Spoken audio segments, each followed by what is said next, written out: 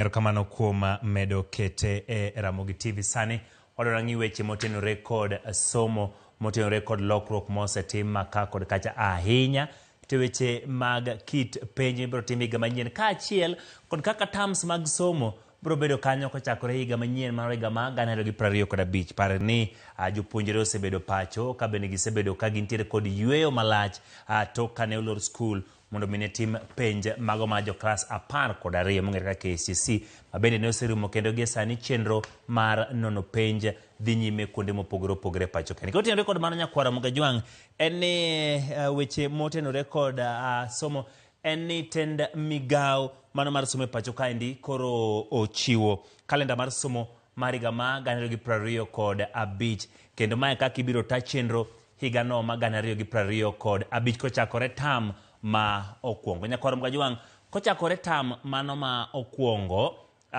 en ni chenro mag somo biro chakore kanyo tarik 6 dwe mar 1 nyaka tarik 4 dwe mar 1. Aito tok mano jopuonjre biro yudo yweyo machuok mano half term chakre tarik 26 dwe mar 2 nyaka tarik 22 nyaka tarik 2 dwe mar 3 higa ma 2025. Mano kotenore kod yweyo ma jopuonjre biro yudo mano e tam mokwongo. Aito gibiro duogo e skul mano tarik 2 dwe mar 3 higa ma 2025.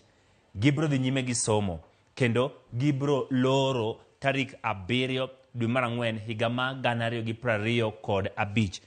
Bang' mano skul ibiro lor nyaka tarik 25 dwe mar 4 higa ma 2025. Matiende gintiere kod jumbe maromo 2 kanyo mondo mi giywe e dwe mar 4 mano higa manyien. Ka odhi e weche motenore kod mamoko mabende nitiere kanyo en ni ka gisedok e skul gibiro bedo kanyo ka gidok e skul kendo mano tam mar 2 mibiro yaw kanyo tarik 28 dwe mar 4 higa ma 2025 kendo bang' ka gisedok e skul mano kose yawe tarik 25 dwe mar 6 higa ma 2025 nitiere dwe mar tarik 28 dwe mar 4 higa ma 2025 gibiro bet e skul kendo yweyo machuok mano half term biro bedo tarik 25 dwe mar 6 higa ma 2025 nyaka tarik 29 dwe no mar 6 higa ma 2025. Matiende kanyo ma gibiro yudo half term mano e tam mar 2 gintiere kanyo kod chiegni ndalo 4 mar mondo mi giywe. Ka gisedok e skul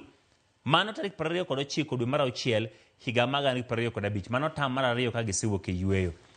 Gibiro bedo e skul nyaka tarik 4 dwe mar 8 higa ma 2025 matiende niya gibiro bedo gi yweyo malach mano iluongo ni koro giloro skul nyaka tarik 22 dwe mar 8 higa ma 2025 mano yweyo malach kigolo kanyo 22 kuom machacha en kanyo chiegni ndalo 18 matiende gintiere gi gimoro jumbe 2 gi mamoko e wiye mondo gibed kod yweyo malach ma gibiro bedo godo e dwe mar 8 mano kaluwore kod kalenda mano mar somo.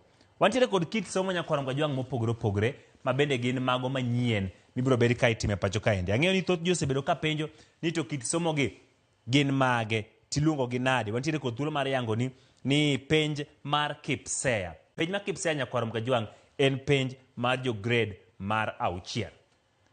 Penj mar KPSEA ibiro tim e kind tarik 27 dwe mar 10 nyaka tarik 30 dwe mar 10 mano higa ma 2025. Mano penj mitimo e thuolo mar ndalo 3. Bang'e wantiere kod penj mabende ong'ere kaka KILEA.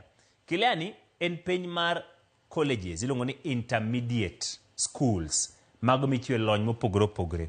Ibiro timgi e kind tarik 27 dwe mar 10 nyaka kind tarik 31 dwe mar 10. Matiende niya gibiro chakore chiegni e odiechieng' achiel miyo biro kitime penj mar KPSEA mar jo grade mar 6. Jok matimo penj mar KILEA ma bende gintiere colleges iluongo ni intermediate colleges bobedo gi thuolo mar mondo mi gin bende gitim penj magi higa manyien. Wantiere kod kit penj mamoko nyakwara Mugajwang' ma bende ibiro tim higa manyien to kod tarik ma ibiro timgie. Wantiere kod penj mano mar KJSEA. KJSEA mano penj mar jo grade mar 9. Penjno ibiro time kamoro achiel kod penj mar KIPLEA. KIPLEA nyakwara Mugajwang' en penj mar jogo mantiere kod ng'ol mopogore opogore. Kaachiel kod KJSEA biro timgi e kind tarik 27 dwe mar 10 mano higa manyien nyaka tarik 6 dwe mar 11 higa manyien.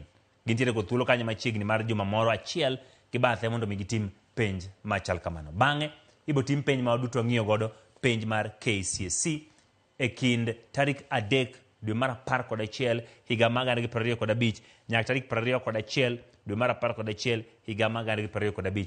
Mano en kaluwore kod kalenda mar somo ma ogol kanyo kod migawo mar somo. Matiende higa manyien migawo mar somo osegolo kit somo to kod kalenda mabiro bedoe kochakore yawo skul ma en higa manyien nyaka kaka ibiro tiek weche mag somo higa manyien mano tok osetim penj mano mar KCSE. Nyakwarom Gajwang' mane kaka weche motenore kod somo biro bedo e pacho kaendi. Yo mar Disemba Nyakwarom Gajwang' biro bedo kochak tarik 27 dwe mar 10. Matiende koro maendi ka ji osedhi mondo mi tim penj mar KCSE to koro ji chako yweyo mar Disemba biro bedo kochak tarik 27 dwe mar 10 kendo ji biro chak yepo kendo tarik 2 dwe mar 1 higa ma 2026. Waseyango ni ka kalenda mar somo biro bedo kanyo kotenore kod weche mag somo higa manyien. Ka wadhi Nyakwarom Gajwang' pod wantiere